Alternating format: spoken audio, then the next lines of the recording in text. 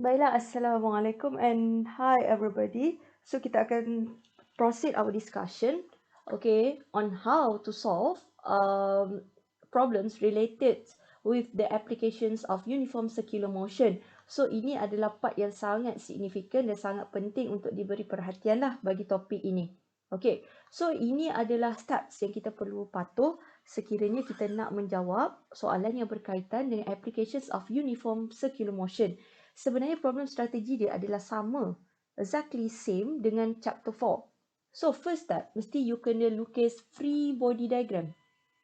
So free body diagram tu mestilah related dengan 5 forces yang kita belajar sebelum ini. Kita ada normal, kita ada weight, kita ada friction, kita ada tension dan kita ada external force. Masih forces yang sama.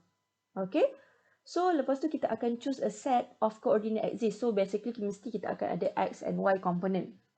Okay, so kita akan lukis dalam keadaan dotted lah. Dan you akan set satu komponen sebagai radial of the circle. So you kena decide either x ataupun y yang align along the radial component ataupun yang mana satu. So yang ini nanti kita tengok sama-sama lah macam mana kita nak tahu. Okay, and then yang ketiga kita akan resolve the vector. Okay, kita tengoklah kalau force yang kita dah lukis tu ada angle. Okay, so maksudnya you have to resolve lah into x and y component. And then you kena tengok pula identify the force which their components point towards or away daripada center of circle. Yang ni I nak bagi tahu. Okay, untuk yang ini you kena label you punya centripetal acceleration yang sentiasa always towards the center. Okay, dekat mana-mana pun dia akan sentiasa ke arah center lah. Okay, dan apa-apa force yang sama arah dengan AC, so dia akan jadi positif. Okay, so any force which same direction with AC, it would be positive. Okay, dia sama dengan chapter 4. Apa force yang sama arah dengan acceleration, so dia positif lah. Mana yang active opposite, so dia akan jadi negatif. Sama juga dengan chapter 6. Sama, sebiji, tak berubah. Cuma bezanya this time kita ada centripetal acceleration. Okay, and then the last step adalah equating summation of the force. Okay, kat sini ada beberapa tips. Yang ni kita akan find the net force lah along x and y component. Tetapi ada beberapa decision yang you have to do. Okay, tips. Kalaulah objek tu bergerak dalam horizontal circle, horizontal tu maksudnya macam ni lah, dia bergerak along x component. So, Fxu yang akan, ataupun you akan equate dengan centripetal force. So, Fyu akan jadi kosong. Tetapi kalau objek tu bergerak dalam keadaan vertical circle, maksudnya macam ni lah, ataupun clockwise ataupun anti-clockwise, tak kisahlah mana-mana satu pun. Okay, macam tu. Okay, sama juga dengan ni lah, tak kisahlah, tetapi dia along x component. Okay, so yang ini macam vertical circle lah kan. So kalau vertical circle, maksudnya Fxu akan jadi kosong dan Fyu akan contribute kepada centripetal force. So maksudnya you lukis lah, pada lukisan tu you tengok, you punya circle tu bentuk horizontal ke vertical. Okay, nanti kita tengok lah. So step dia I ulang, mesti lukis free body diagram and then set either x or y component kita yang sama dengan radial component and then resolve if the force kalau ada, and then identify the force yang points towards or away daripada center. Jadi apa yang sama arah dengan AC akan jadi positif, yang berlainan arah ataupun opposite dia AC akan jadi negatif. And then bila kita nak equate, okay, so you kena tengok circle you adalah objek tu bergerak dalam keadaan horizontal circle atau vertical. Kalau horizontal, Fxu yang akan contribute kepada Fc. Kalau dia bergerak dalam keadaan vertical circle, Fyu yang akan sama dengan Fc. Okay, so kita akan tengok, okay, kita akan start kita punya discussion dengan objek yang bergerak dalam keadaan horizontal circle. Okay, contoh sekarang you ada baldi. Okay, you ada baldi, so you pusing dia. Okay, you pusing dia macam ni lah.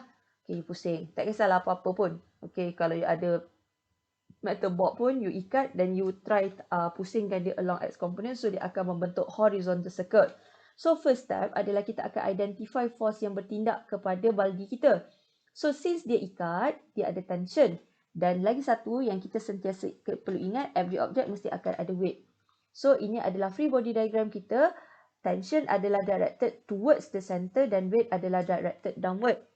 Okay, so daripada problem ni, apa yang kita perasan adalah X komponen kita yang sama arah ataupun align along the radial component, sebab ini adalah you punya radius of the circle kan. Okay. So kalau ini adalah radius circles you dan you perasan adalah tension ni tengah acting along the radial component. Okay, sebab ini adalah radius kita. Sebab radius adalah acting along X component. Okay, sebab itulah kita cakap tension tu align dengan radial. So kita hanya ada dua force.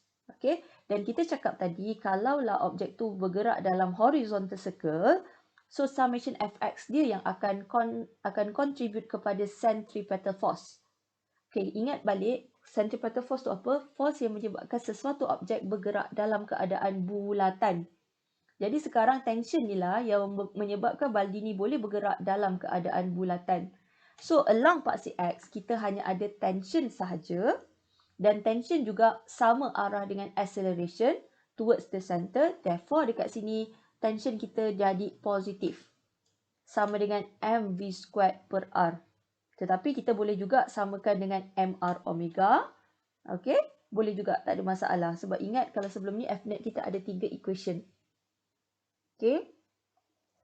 So tension of the string is only component in the radial direction that provide to the centripetal force. Okay. So mestilah lukis free body diagram, identify X or Y component yang sama dengan radial component. And then apa-apa force yang sama arah dengan AC dia akan jadi positif. Okay, dan kita akan samakanlah dengan centripetal force punya equation which is mv squared per r. Tetapi kita ada lagi another 2 equation. Okay, depends on the question. Okay, the second thing, kita ada kereta, motions of car round a flat curve. Sekarang ni car yang dia berpusing around the roundabout, senang katalah. Okay, so bila kita, macam mana kita nak lukis free body diagram? Okay, kita ambil satu location, car tu. Okay, contohlah kita ambil daripada front view kita. So, kita lukis free body diagram. So, basically kita akan ada weight ke bawah, kita ada normal ke atas dan kita akan ada friction yang akan bertindak ke dalam towards the center. So, kita akan ada Fs ke dalam. So, kalau you punya car duduk kat sini, so friction dia akan ke dalam. So, basically friction lah yang menyebabkan kereta boleh berpusing pada roundabout. Okay, so normal ke atas. So, ini adalah free body diagram yang kita dah lukis secara proper. Normal ke atas, weight ke bawah dan Fs kita ataupun static friction kita yang align along the radial component. Okay, so basically Fs lah yang contribute, okay, ataupun force ataupun centripetal force yang menyebabkan car tu boleh berpusing. Okay, pada roundabout. So, that's why lah kita tulis Fx sama dengan Fc. So, pada paksi X kita hanya ada static friction. Dan static friction kita bertindak sama arah dengan AC. Therefore, it would be positive. That's why dekat sini kita ada positive Fs sama dengan mv squared per r. But then, how about paksi Y? Paksi Y tak ada. Dia bukan berpusing around this vertical circle. Jadi, paksi Y kita akan sama dengan kosong. Jadi, along Y component kita ada normal dan weight. So, mana-manalah you nak tulis weight tolak normal sama dengan kosong pun boleh. Ataupun normal tolak W sama dengan kosong. So, you akan ada normal sama dengan mg. Okay, kita pindahkanlah weight ni ke sebelah. Okay. So, macam mana kita nak kira maximum speed? Okay. Maximum speed di mana car tu tak terpelanting daripada roundabout. Okay, you tahu, okay, ni I expand sikit lah equation ni. Mu Fs adalah sama dengan mu S darab dengan normal. So, sama dengan mv squared per r. Dan you tahu, normal kita kat sini adalah sama dengan mg. So, I gantikan mu S kita darabkan dengan mg sama dengan mv squared per r. So, I boleh cancel I punya m. So, I rearrange I punya B kat sini. Okay. So, bila I rearrange B ni, so I akan dapat V maximum equals to mu S square root of GR. Ni maksudnya I pindahkan lah. Okay. So, M dekat sini I boleh cancel.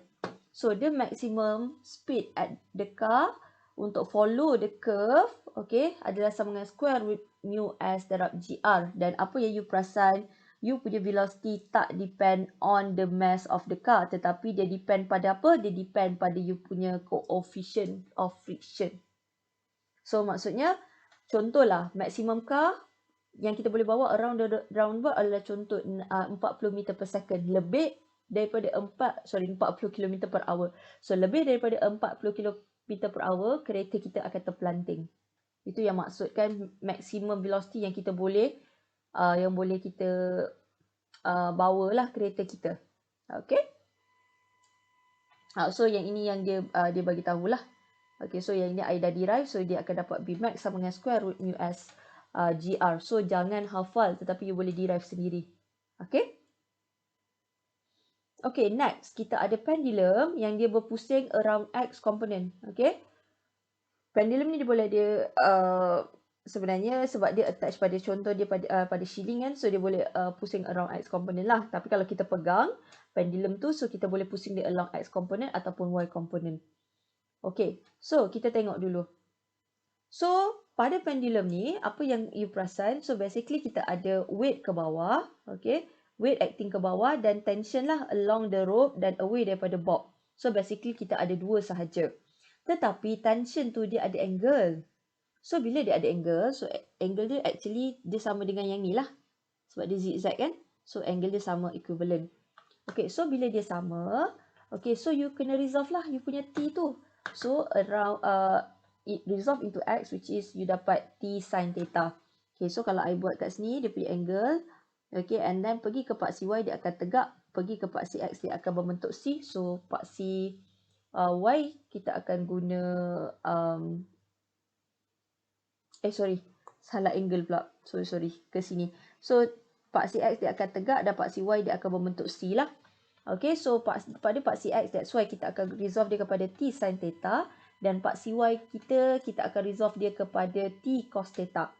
Okay, dan kita label kita punya centripetal acceleration. Apa yang you perasan adalah AC directed toward the center dan hanya T sin theta yang contribute kepada centripetal acceleration.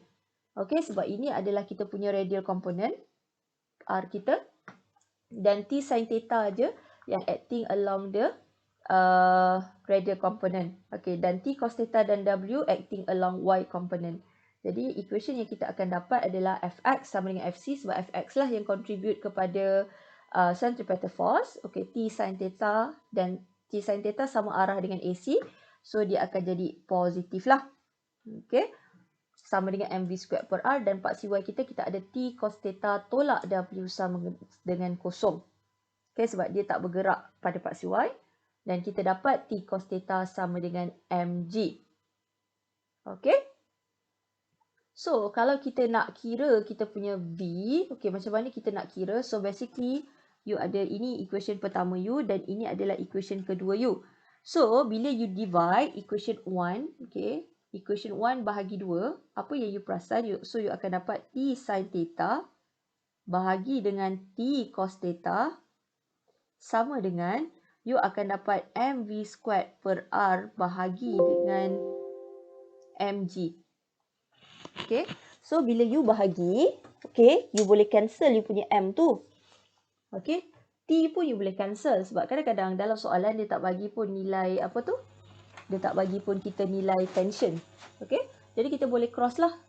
Kita boleh cross dulu nilai T tu. M tu pun kita boleh cross. So, dalam maths you belajar sin theta per cos theta you akan dapat tan theta.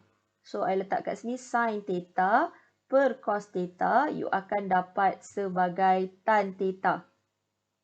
Okay, so you akan end up, you punya equation kat sini adalah tan theta sama dengan V squared per RG. So, daripada situ, that's why lah dia dapat V. Okay, dia rearrange equation tu. So, dia dapat the speed of the object. Kita boleh kira V sama dengan square root of RG tan theta. Ingat sekali lagi, jangan hafal equation ni. Tak perlu hafal. Apa yang you perlu buat adalah draw free body diagram, identify X or Y component yang align along the radial component. Okay, and then you derive sendiri.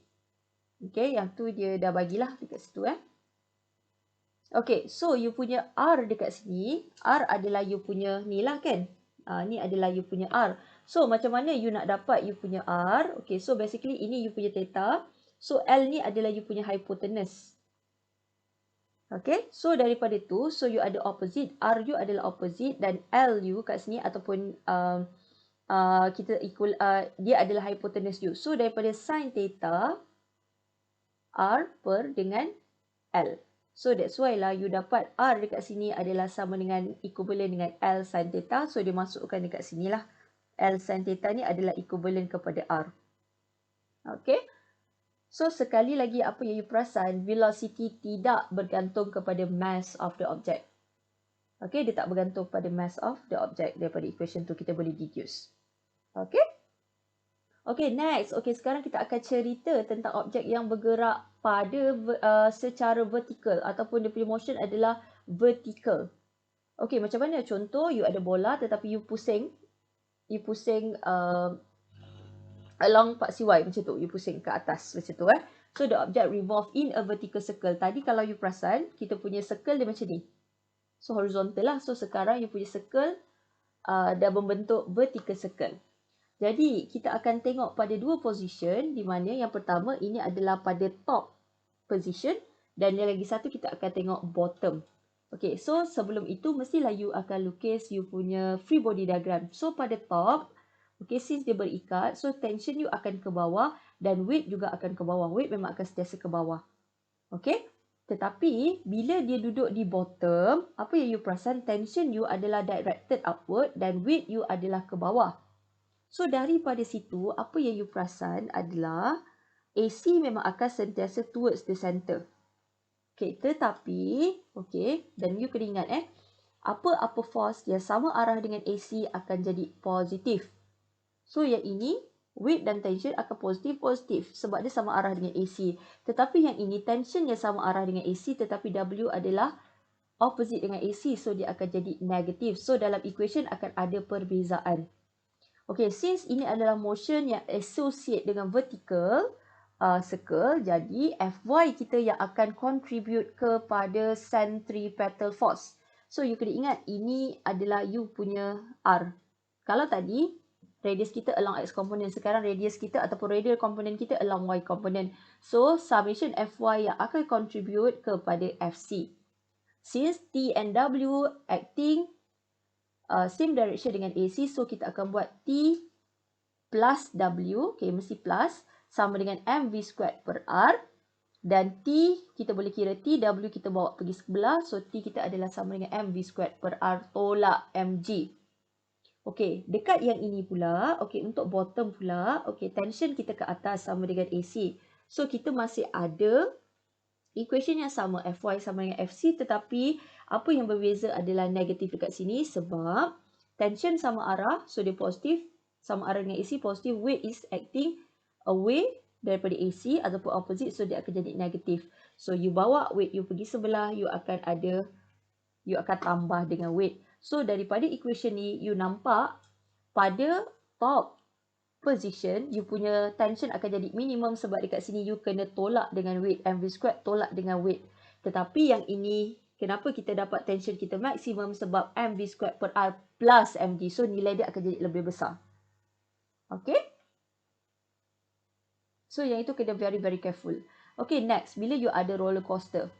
Okay, kalau tadi objek tu diikat. Sekarang bila kita cerita tentang roller coaster, kita associate dengan orang yang duduk dekat dalam roller coaster tu. So, bila ada contact, okay, bila kita ada contact, so maksudnya kita ada normal lah. Dan roller coaster tu kita tak ikat. Okay. Okay, kita tengok bila orang tu duduk di atas. So, orang tu terbalik. Okay, so ini adalah surface dia. So, dah kena ingat normal mestilah 90 degree. That's why lah normal dia ke bawah. Okay, so normal ke bawah. So, weight ke bawah bila roller coaster you duduk berada di atas. Tetapi bila berada di bawah, so weight you akan ke bawah. So, normal you akan ke atas. So, ada dua free body diagram yang berbeza pada dua location. Jadi, bila berada di top, okay, so AC you adalah ke bawah bila berada di top. So, normal dan weight akan kedua-duanya akan jadi positif. Tetapi, bila berada di bawah, you kena ingat AC you ke atas dan sama arah dengan normal. So, normal akan jadi positif, weight you akan jadi negatif. Okay, so untuk equation top, sekali lagi Fy kita yang akan contribute kepada centripetal acceleration. So kedua-duanya ke arah center, normal dan weight. So sama arah dengan AC, so dia akan jadi positif. So kita ada N plus W sama dengan mv squared. So weight kita bawa pergi sebelah, so kita akan ada negatif. Okay, so macam pada bottom, normal yang sama arah dengan AC. So normal yang akan jadi positif, weight ke bawah dan away daripada AC, so dia akan jadi negatif. So kita pindah ke sebelah, kita akan dapat plus di sini. Jadi bila you compare dua equation yang kita dapat, bila berada di top, normal kita adalah yang paling minimum sebab dekat sini kita tolak dengan mg, so nilai dia akan jadi rendah. Tetapi dekat sini kita akan tambah dengan mg, so nilai dia akan jadi lebih besar. Tapi bila you perasan kan, bila kita naik roller coaster, bila kita tengah berada di top, kan kita rasa-rasa macam nak terbang kan? Okay, so waktu tu kita punya contact surface dengan kerusi pada roller coaster tu semakin sedikit lah. Okay, tetapi bila kita berada di bawah, you akan rasa yang macam kita macam ditekan ke bawah. Kan? Kita rasa kita punya punggung dengan kerusi tu kita rasa macam tertekan. So that's why lah bila kita kira secara fiziksnya, secara saintifiknya, so kita nak dapati normal kita akan lebih besar bila roller coaster kita berada di bottom of the circle.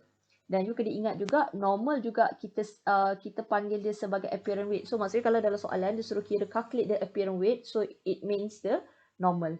Okay, jangan terkejut pula. Okay? Okay, and then okay. So, dia kata, why don't stone fall down as it goes upside down at the top? Kenapa bila kita pusing sesuatu bola ataupun mungkinlah batu yang kita ikat pada tali, batu tu tak jatuh. Okey, sebab kita ada minimum speed. Contohlah, kalau you ambil pendulum, cuba you pusingkan dia dalam keadaan yang velocity yang slow. So, dia tak akan berpusing daripada dalam keadaan circle. Dia akan macam sagging lah. Sagging tu macam kendor, lepas tu dia tak akan berpusing lah. Sama juga contohlah yo-yo kan. You ambil yo-yo, you try pusingkan dia. Bila dia kendur, dia tak boleh berpusing dalam keadaan bulatan. That's why lah untuk kita maintain objek tu bergerak dalam keadaan bulatan, so kita ada minimum speed yang kita kena maintain. Okay. So yang ini tadi bila berada di top, okay, bila berada di top, so kita ada tension minimum. Betul? Kita ingat balik, recap balik, so you boleh tengok balik previous video. So, bila berada di atas, kita punya tension adalah minimum sebab kita tolak dengan mg. So, bila tension kita minimum, so kita boleh calculate velocity ataupun speed minimum yang kita perlukan. Okay, minimum speed. Okay, so konsep yang you kena tahu, bila objek tu tak bergerak dalam keadaan circle, maksudnya the string adalah sagging. Sagging tu maksudnya kendur. So, bila kendur, maksudnya tension kita adalah kosong. So, kita kena gantikan dalam equation kita T kita sama dengan kosong bila kita nak kira minimum speed. So, untuk pastikan tension tu bukan kosong, okay, ataupun nak kira minimum velocity, kita gantikan konsep sama dengan kosong. So, kita akan rearrange equation tu dan kita akan kira V minimum kita adalah sama dengan RG. Ni maksudnya mg ni bawa pergi sebelah, so m ni kita akan cancel. So, kita akan dapat velocity minimum kita adalah square root radius darab dengan G. Okey, sama juga dengan kita naik roller coaster. Kenapa kita tak tercampak? Sebab roller coaster tu dia kena bergerak dalam minimum speed. Lebih daripada minimum speed, memang kita akan tercampak lah. Kita akan jatuh. Sebab kalau dah terlalu laju sangat kan, okey, mustahil lah untuk kita keep sitting in the roller coaster. Okay, so macam mana kita nak kira minimum speed tu? So sebelum kita tercampak, okay, bila kita lose contact dengan kita punya seat, roller coaster seat tu, so maksudnya punggung kita dah terangkat sikit, so kita dah tak ada contact lah. So waktu tu N minimum kita dah jadi kosong. So kita masukkan dekat dalam equation kita, N minimum kita kosong. Okay, jadi kita boleh kira lah berapa velocity minimum yang kita perlu bagi pada roller coaster supaya passenger dekat dalam roller coaster tu tak tercampak keluar. Okay. So, sama jugalah sebenarnya. V minimum kita akan sama dengan square root of RG. Beza kedua ni adalah satu objek kita ikat pada tali. Tetapi roller coaster tak ada tali. So, normal lah. Okay. Normal. Okay, normal dan tension dia membezakan kedua ni. Okay, kalau kita naik Ferris wheel. Okay, ingat kalau roller coaster, bila dekat top kita akan terbalik. Tetapi kalau kita naik Ferris wheel, orang tu masih tetap sama. Berpusing, kita tak terbalik. Okay, so sama je lah sebenarnya. Dia punya konsep. Okay. So kita akan consider dua position, top dan bottom. So pada top, okay, ni top lah. So normal akan ke atas, okay, normal akan ke atas. So weight akan ke bawah. Okay, so AC dia akan ke bawah lah sama arah dengan weight. Tetapi bila kita berada kat bawah, so normal yang akan ke atas, sama juga weight akan ke bawah. But then the difference adalah sekarang normal yang sama arah dengan AC. Jadi bila you nak tulis you punya equation, akan ada sedikit perbezaan lah. So bila dekat top, normal, weight yang sama arah dengan AC, so weight yang akan jadi positif, so normal yang akan jadi negatif. So pada equation tu, you akan tulis Fy yang akan contribute kepada centripetal acceleration. So weight tolak normal sama dengan mv squared per r. Okay, so you akan buat M minimum sama dengan ni, bawa pergi sebelah lah. Mg tolak mv squared. So pada top, normal kita adalah berada dalam keadaan minimum. So bila dekat bottom, okay, ni sama juga sebenarnya dia punya application dia dengan roller coaster. Cuma bezanya passenger terbalik dan tak terbalik dia. Okay, bila dekat sini pula, okay, bila dekat bottom, okay, normal yang sama arah dengan AC. So normal yang akan jadi positif, so weight you yang akan jadi negatif. Dia terbalik lah. So kat sini you akan tulis normal tolak weight sama dengan mv squared. Dan normal you akan berada pada maksimum bila berada di bawah. Sebab based on equation ni, yang ni tolak, yang ni tambah. Okay, so nilai untuk normal pada bottom akan jadi lebih besar. Okay, so basically benda yang paling penting adalah untuk you buat adalah you kena lukis free body diagram, you label you punya AC. So tengok force yang sama arah dengan AC positif, yang opposite dia akan jadi negatif. Itu je konsep yang you kena pegang. Tak perlu hafal apa-apa equation. Okay? Dan sekali lagi, normal force adalah sama dengan equivalent dengan apparent weight. Okay, so there is a maximum speed at top so that the rider will not leave the top of the track. So V maximum dia. Okay, lebih daripada V maximum, tercampak. Okay, so sama jugalah sebelum kita tercampak, and kita akan jadi kosong lah. Okay, so ini kita akan gantikan dengan kosong. Okay, so mg ni you akan pindah sebelah, so m kita akan cancel. Okay, so I buka lah kat sini, mg equals to mv squared per r. So kita akan cancel m. So kita akan end up, equation kita v equals to square root rg. Okay. So itu sahaja untuk konsep chapter 6. So I just stress a few important things. Pastikan lukis free body diagram, label AC, apa-apa force yang sama arah dengan AC akan jadi positif. Okay, dan opposite akan jadi negatif. And then untuk decide Fx ataupun Fi sama dengan MAC ataupun mv squared per r, you kena tengok balik motion tu adalah horizontal circle ataupun vertical. Kalau horizontal, Fx sama dengan MAC. Kalau dia berpusing secara vertical circle, so Fyu akan jadi MAC ataupun mv squared per r. So that's all for this video. Hopefully it will help. Thank you very much.